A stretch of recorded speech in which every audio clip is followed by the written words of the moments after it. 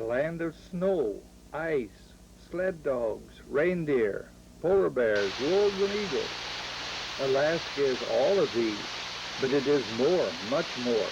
It is a land of contrast, a land of beauty, a land of solitude. Let's board a bus for the airport and head for this country. Our first Alaskan stop will be Anchorage.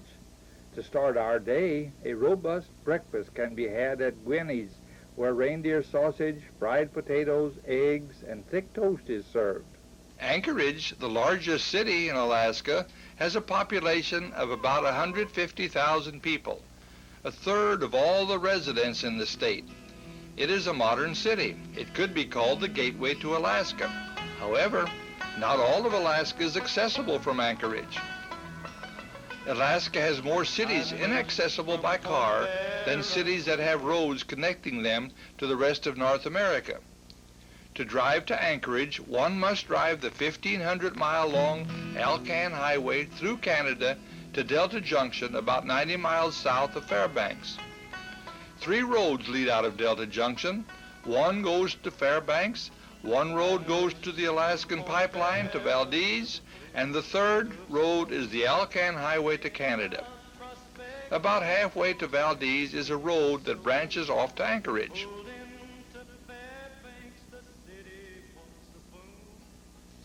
Going southeast from Anchorage is a road that winds along the turn-again arm of the sea.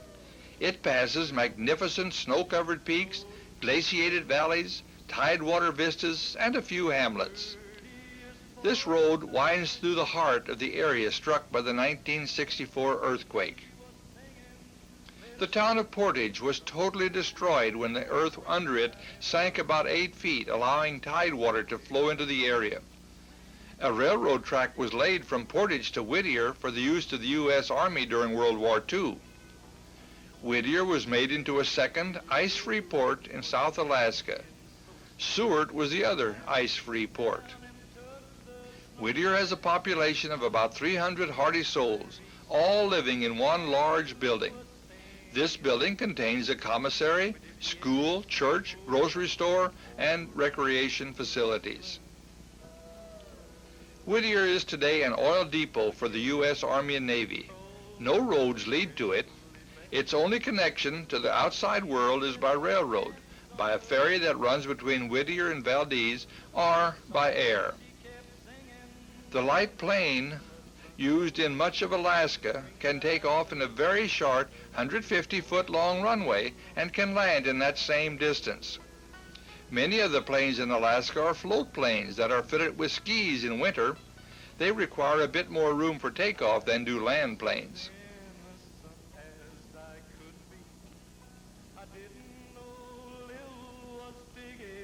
Prince William Sound, the path of the ferry, lies between magnificent snowy peaks. Along the route of the ferry, it is possible to see a kittiwake colony consisting of thousands of nesting birds. Waterfalls abound. Even the glacier, the Columbia Glacier, reaches the tidewater of the Sound. Sea otters, harbor seals, and whales are also inhabitants of this cold Alaskan water.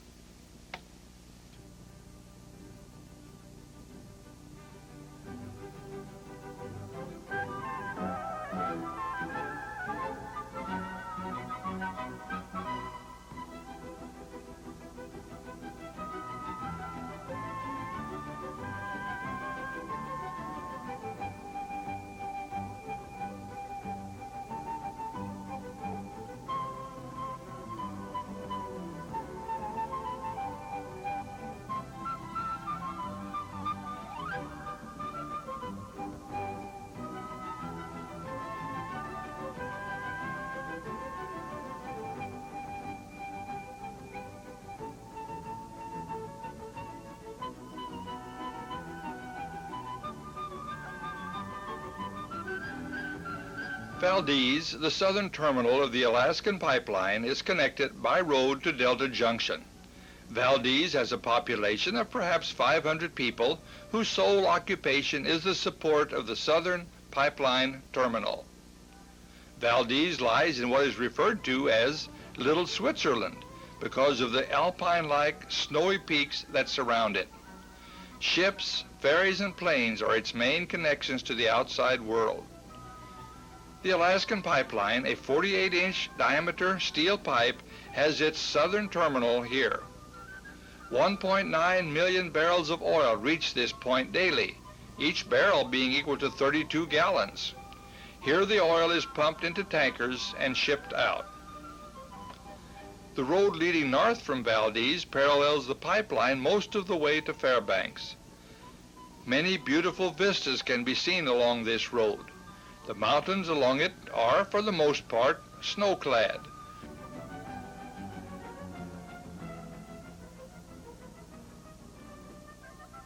Rushing mountain streams, roaring waterfalls such as Bridal Veil Falls and Silvery Fine Thread-like Falls dash down from snow fields above.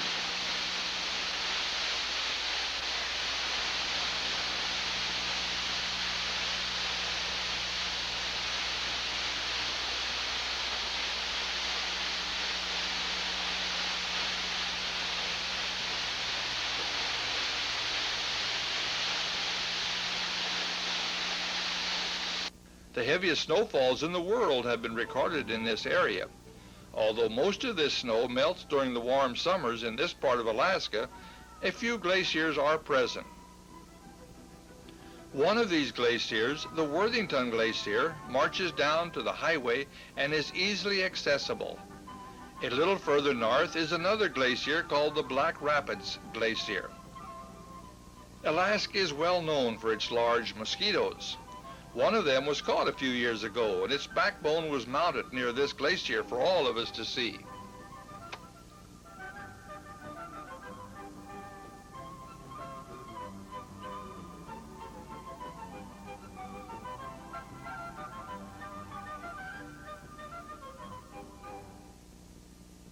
About 100 miles south of Fairbanks and 260 miles north of Valdez is Delta Junction. Here's where the 1,500-mile-long Alcan Highway ends. It is the junction for the Alcan Highway and two other Alaskan roads. One road goes to Valdez and one goes to Fairbanks.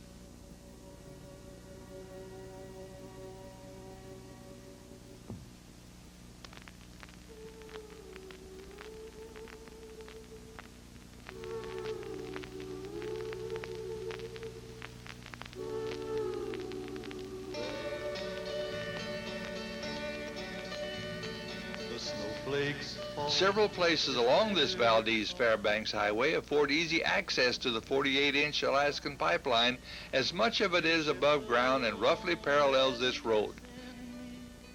That makes me cry. My heart is sad like a morning dove that's lost its mate in flight. Hear the cooing of his lonely heart through the stillness of the night. Whispering pines, whispering pines, tell me, is it so? Whispering pines, whispering pines, you're the one who knows. My darling's gone, oh, she's gone. The pipeline has deliberately been laid in a zigzag manner to allow for contraction and expansion of the pipe during temperature changes. The oil in the pipeline is about 104 degrees Fahrenheit when it reaches Valdez. Therefore, provision must be made to prevent the melting of the permafrost which underlies the northern half of Alaska. Part of this heat is drawn from the pipe by means of aluminum fins on all the posts supporting the pipe. The posts are hollow and are filled with ammonia to aid in heat removal. This ammonia in the hollow posts acts like a crude refrigeration system. The oil started at Prudhoe Bay at 140 degrees Fahrenheit.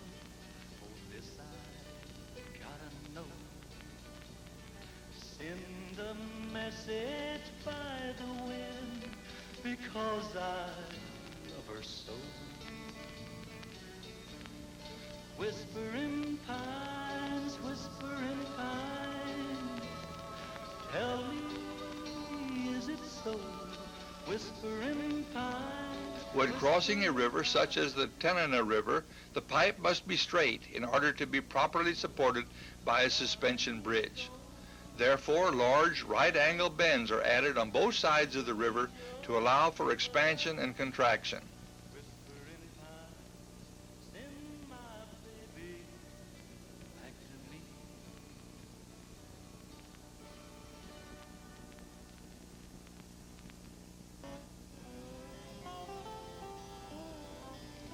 Fairbanks, about 100 miles south of the Arctic Circle, lies on discontinuous permafrost. This means that part of the area is over permafrost and part of it is not. A bit farther north, all of the surface is over permafrost. During the summer, much of this area becomes very marshy when the surface soil and water warms up. This is known as muskeg. Fairbanks, though it is a modern city, is still a frontier area. Here's where the Chena and the Nenana rivers meet. The Nenana River is fed by glacial meltwater and has the typical milky appearance of all glacier-fed streams, being filled with glacier flour, as the silt from glaciers is called. Stern-wheeler ferry boat rides are available on these rivers. Such a ride is a quiet, serene experience as the Discoverer 3 moves past riverside cabins, float plane docks, a native Chena Indian village, and other interesting sights. Raised in hard times, but I had a good life. From the first time I flew with my father a-singing, I knew that I'd wind up a bush pilot's wife. We sleep near the sound of the slow-running river and wake up most mornings to a drizzle and rain.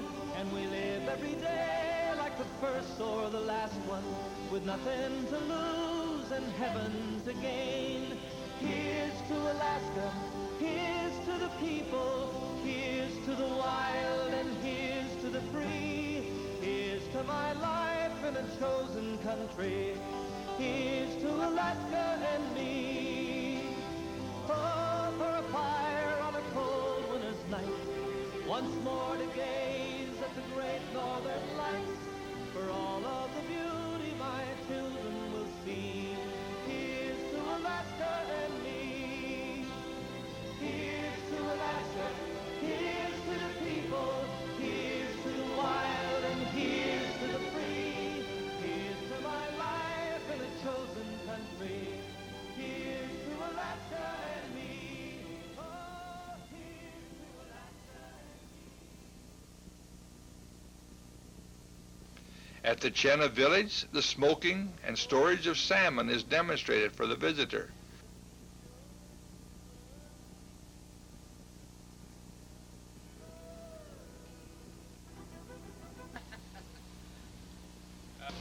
The Indian fish wheel out here, as well as this large smokehouse, the dog team, log cabin, and the paddle wheel, changed the entire Indian way of life. Never was quite the same again. One of the Chena women demonstrates some of the methods of making clothing from skins, bone, antlers, and so forth. Some of the clothing is later modeled by several of the native Chena and Eskimo guides. Squirrel skin parka. This was given to me by my grandmother about 4 or 5 years ago at Christmas as a Christmas gift. This has been in our family for about 25 years.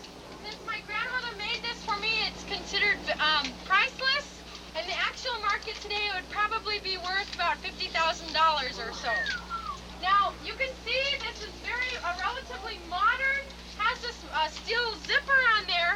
Originally, what we would do is we would take claws from animals, we would face them apart from each other, then over that we would carve out of either ivory or wood a little pull like this one here. Just kidding. No, not really. What we would really do is just stitch that up just like everything else, pull it over your head. Now on the bottom there you can see, well, they're having fun. Now what we would do is on the bottom you can see this parka is decorated in a very different way. It's decorated with calfskin, otter, and then beaver,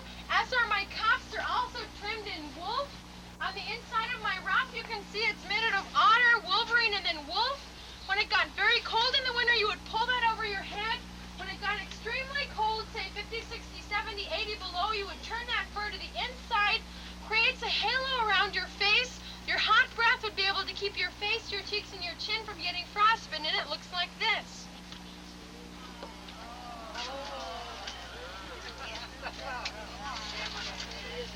Now, as you can see, you can barely see the face of the person that's on the inside of that parka. So in order to distinguish who that person was, you could tell who that person was by looking at the pattern on the parka. For example, my parka has tassels on it that are made out of deerskin, calfskin, otter, Arctic fox, and wolverine. There are also two diagonal strips of beads, white beads you can see there on the front, symbolic of my grandmother's clan design, the bow clan, like the bow and arrow clan. On the front of my parka here, as well as on the back, you'll see two white triangles. Those are symbolic of my grandfather's clan design, the Walrus Tusk clan. Now the number and the color and the size of beads on my walrus tusks there, as well as on my shoulders here, are symbolic of the village that our family is originally from. That village is called Guignaluk in southwestern Alaska along the coast. This is a traditional Yupik Eskimo Atkuk or squirrel skin parka. I'll step down. These two will come up and describe what they're wearing, and then we'll pose in front here for pictures. Alaskan Indian, so I'm wearing the traditional woman's Athabascan ceremonial dress. I am holding the dancing boots right now. I didn't want to put them on and get them all dirty, so if you want to look around at them. The beadwork patterns there do follow the dress that I'm going to be talking about. They are trimmed with the rabbit skin. I'll kind of start from head to toe, head and go downwards. The headdress I am wearing is made out of the glass beads. The long white things dangling down in my eyes are the porcupine quills, and that was the native beads that one of them that they used to decorate with. They dyed them with berries. Kind of note that they do cover up my eyes. That means the young girls could kind of flirt with their boy suitors there, right? No. The dress is made out of the native tan moose hide, and they are decorated, around the top, the neckline, and the cuffs with the beaver fur. Down in the front here, they have antler buttons, the glass beads. These white things on the fringe around me are the dentalia shells. That's a freshwater shell. That was also one of the native beads that they used to decorate with. Then you go down, I am also demonstrating the baby belt or the baby strap that you might have saw back at Bella's. I don't know if you all heard how this was used. They used to put a blanket around the baby, then put the baby on your back, and put this belt under its bottom, and that would help hold it on you right there. Baby was always on your back. On the bottom down here is the beadwork. All beadwork symbolizes design. This one great big 5-point flower right here in the center of my dress was the wolf trap. So maybe you were from the wolf clan also. That was a way to symbolic it. The white things going in between it are ptarmigan tracks, so just a little design, and then probably blue. And then these are just bluebells that are probably upside down. Also up here, the beadwork are the forget-me-not, or our state flower on the neckline. You can see the yellow center. On the bottom here, the tassels are again on the dentalia shells with the trade beads. They are sewn on sinew. Did I forget anything? Okay, I think I got everything on the dress.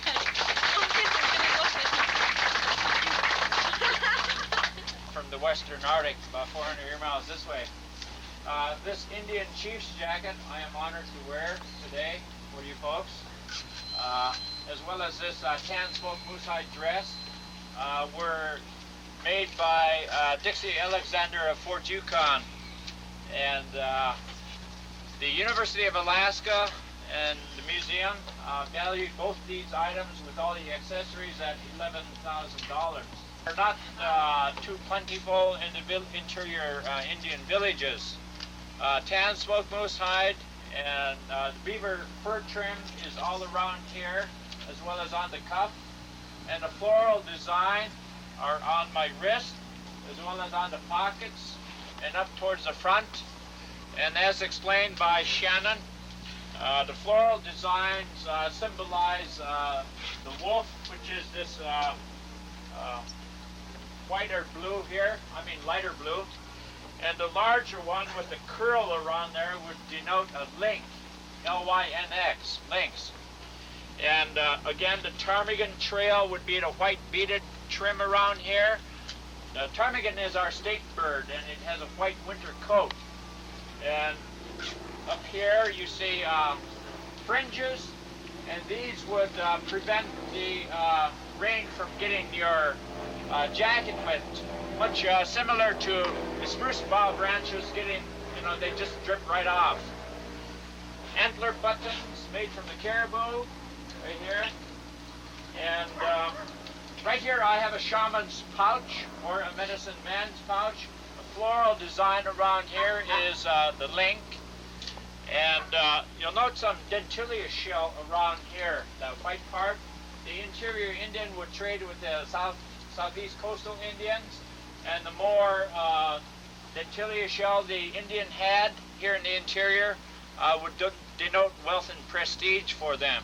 And they are separated by glass beads as well as strips of moose hide. One more item. Shaman's fox fur hat. It has everything on there except the fox himself. Ears, cute little face, button nose, 2 strips of mink here, the brown fur part. It has all its paws attached to its feet and all 4 legs. And it has the tail here, and the black leather right here are known as 40-degree flax. Get that cold, protect your face. You have a fur ruff here. When it warms up to about 15, 20 below, you open them up like this, or you take off the whole darn thing.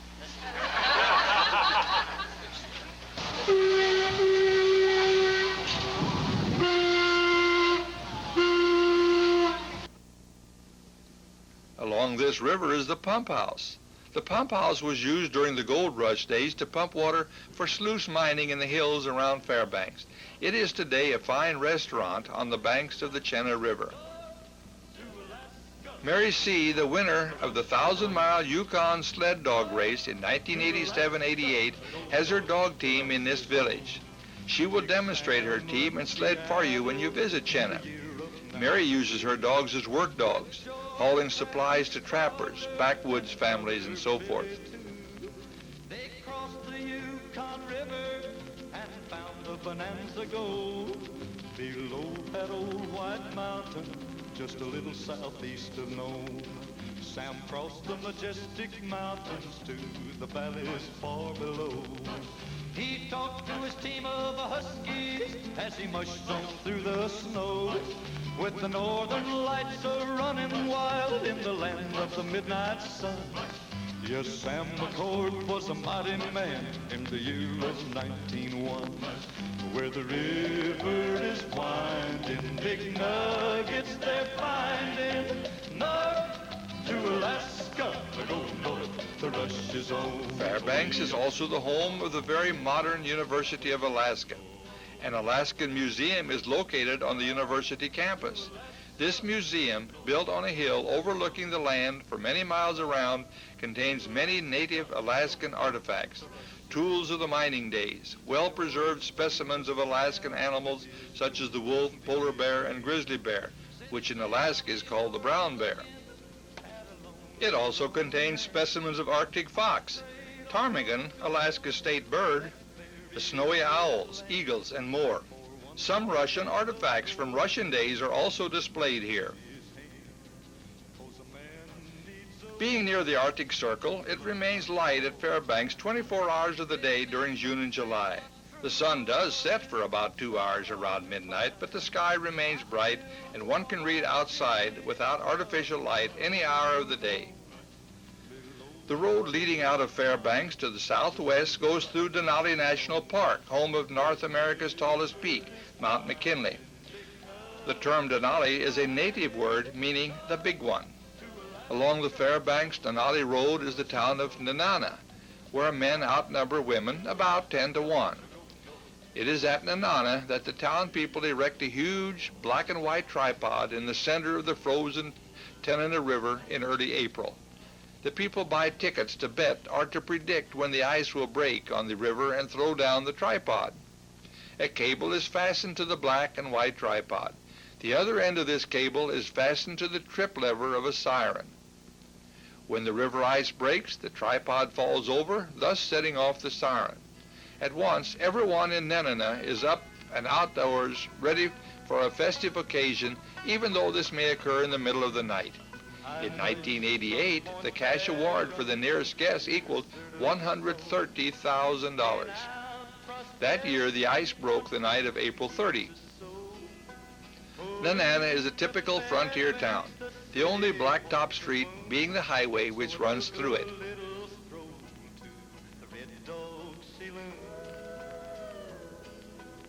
Coach rides are available from Denali that run for about 90 miles into the park, although the nearest the coaches get to Mount McKinley is about 60 miles away. Many beautiful valleys, mountains, and vistas can be seen along this road, making the trip well worthwhile.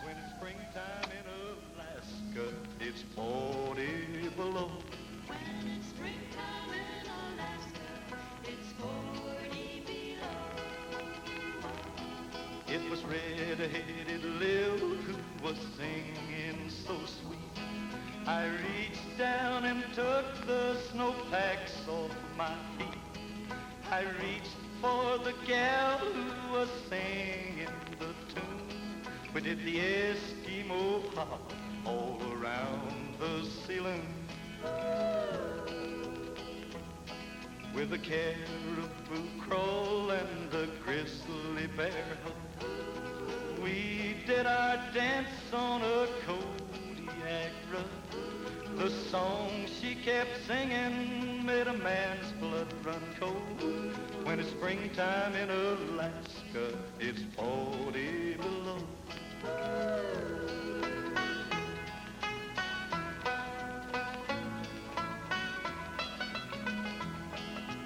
I was as innocent as I could be. I didn't know Lil was Big Ed's wife to be.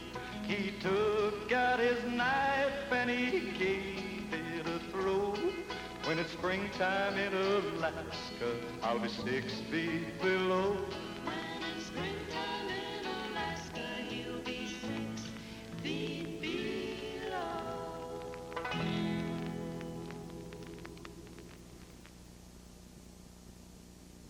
On south from Denali, the road passes through the valley of the Matanuska River. Here is where the world's largest cabbage are grown. Along the way, one might see cabbage growing in flower pots along sidewalks. Flowers are always growing in this cool, sunny country.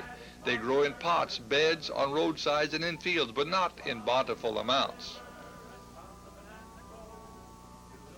Traveling south from Denali onto Anchorage, it soon becomes evident that the mountains are farther apart, as much of the road lies in river valleys and level plains.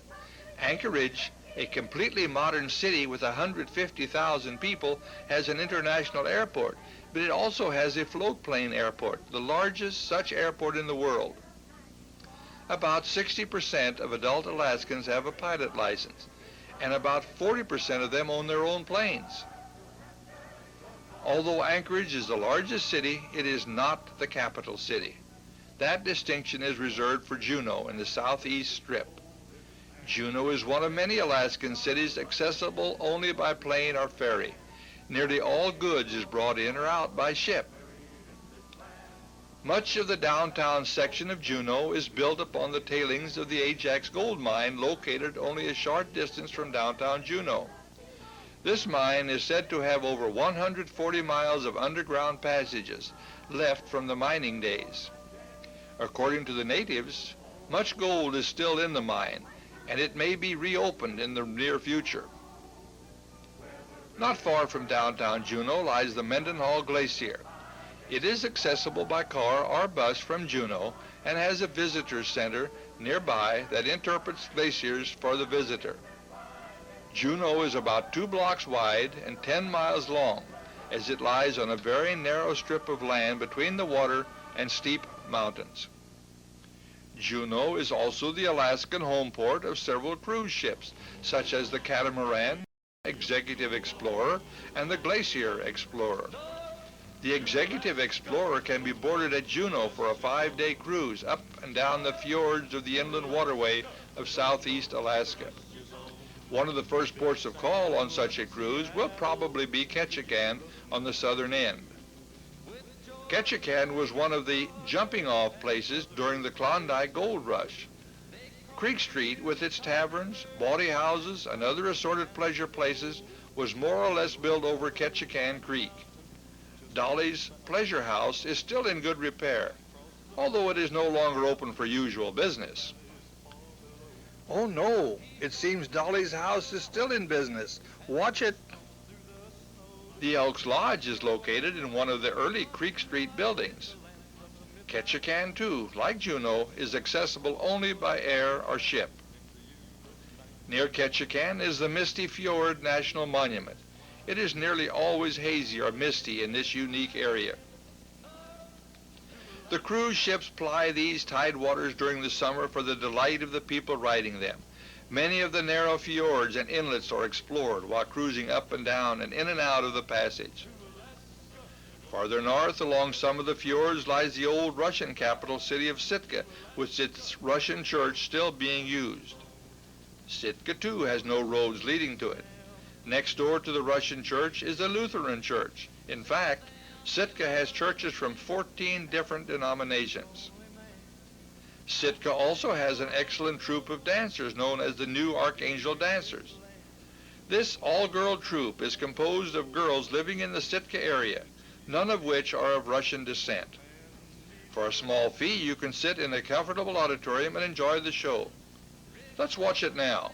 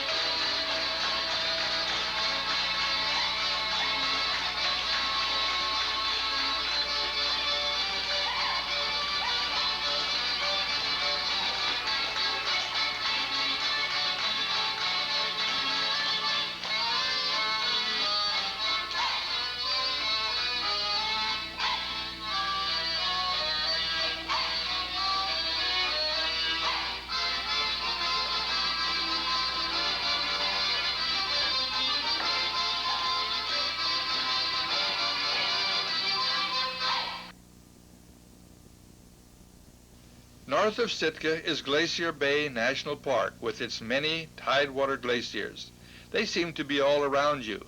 Some of them present a very large front, being as much as a mile across and 180 feet high. The water at their toe is usually filled with small icebergs during the summer months. Large pieces of ice frequently fall off the front of these giant blocks of ice.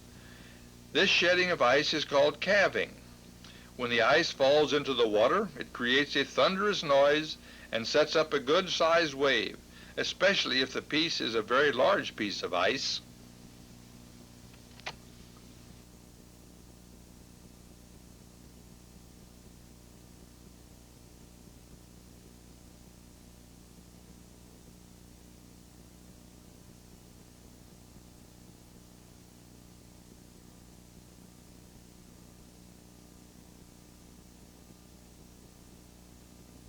A large colony of kittiwakes inhabits an area near the face of one of these glaciers. Sea otters and whales can be seen in these waters as well. Glacier Bay National Park is the home of thousands of harbor seals that raise their young in these icy waters. Many shore and seabirds make this area their nesting place as well. Cormorant, puffins, and gulls use some of the islands in southeast Alaska as nesting sites.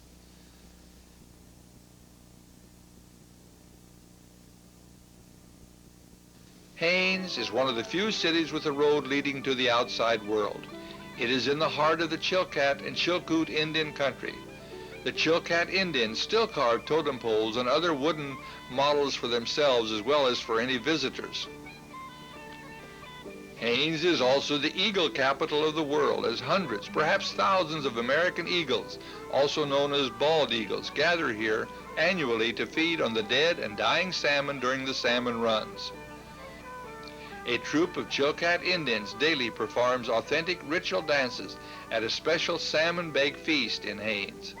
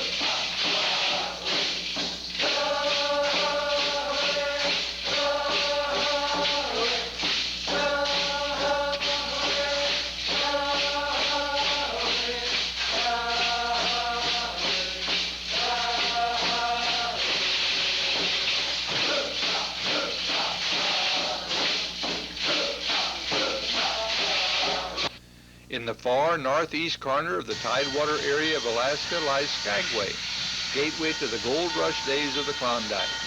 A narrow gauge train still runs up White Pass to the Canadian border at the top of this pass. Thousands of men trod the White Pass Trail in search of the elusive metal. Remnants of the trail can still be seen. At one time, over 5,000 men lived in the canyon of the Skagway River, a short distance below the summit. They lived and died in tents, or lived in nothing at all for shelter. History records that several thousand horses died, carrying huge burdens for the would-be miners who had to have a supply of food that would last 1 year before they could enter Canada. Such a supply weighed about 2,000 pounds. The horses were inadequately fed and overloaded. Some of the men tried to carry it up a bit at a time, on their backs. Many never made it. Returning to Juneau to catch a flight home is also a part of the Alaskan experience. A group of local people from Juneau put on a gold rush performance for guests who have enjoyed a salmon bake next door. The salmon is baked on an open fire and is served with baked beans and drinks, a fitting ending to the northern skies vacation. I'm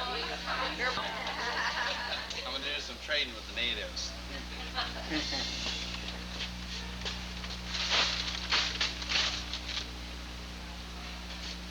Just like a book. You look at the pictures.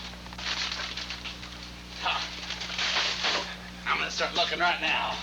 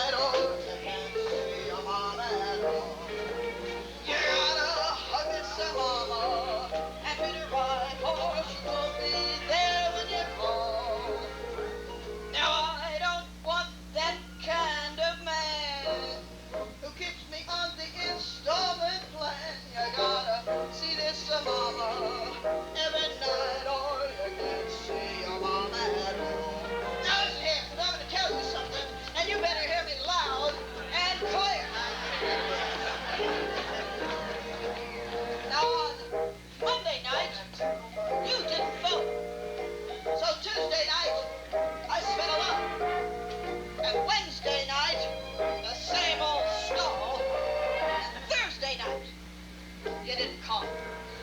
Now, Friday night, you dodged my path. And on Saturday night, you said you had to take a bath all night, huh? Well, Sunday night, you called on me.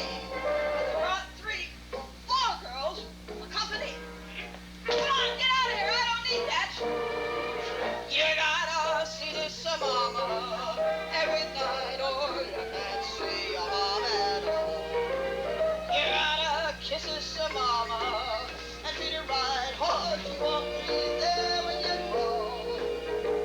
Now if you want my company, you don't go with 50-50 me. You gotta see this mama every night, or you can't see this mama. You can't see your mama. You can't see this mama at all. Run! Rain, rain, it's just like that soggy old plain in Spain. Rain, rain, rain, rain, and then it starts drizzling again. Yeah, how do you say?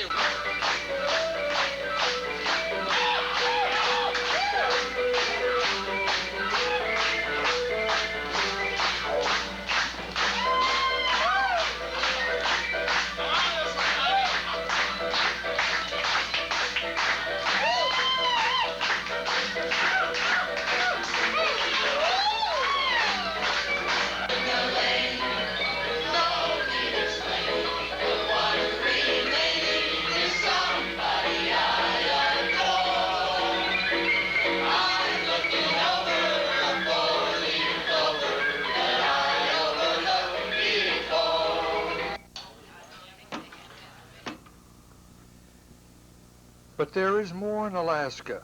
There is much more. Let's take a few minutes and look at some of the beautiful things we missed on the first part of our journey.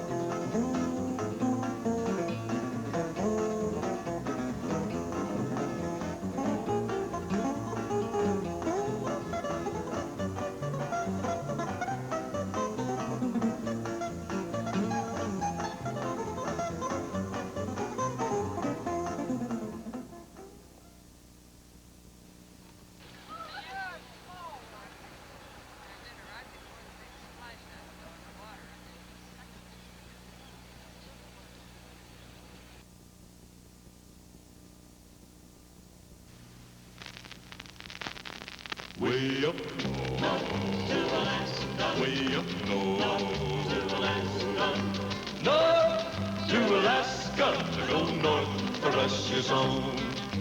North to Alaska, to go north for Russia's own.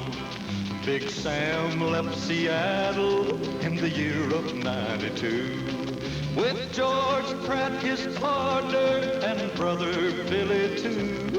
They crossed the Yukon River and found the Bonanza Gold below that old white mountain, just a little southeast of Nome. Sam crossed the majestic mountains to the valleys far below. He talked to his team of huskies as he mushed on through the snow, with the northern lights a-running wild in the land of the midnight sun. Yes, Sam McCord was a mighty man in the year of 1901, where the river is winding, big nuggets they're finding. North to Alaska, go north to Russia's own. Way up north, way up north, north to Alaska. Alaska, go north, the rush is on. North to Alaska, go north, the rush is on. George turned to Sam with his gold in his hand. Said, Sam, you're looking at a lonely, lonely man. I'd trade all the gold that's buried in this land for one small band of gold to place on sweet little Jenny's hand. 'Cause a man needs a woman to love him all the time. Remember, Sam, a true love is so hard to find. I'd build for my Jenny a honeymoon home below that old white mountain, just a little southeast of Nome, where the river is winding, big nuggets they're finding. North to Alaska, go north, the rush is on. North to Alaska, go north, the rush is on. Way up north, way up north, way up north, way up north.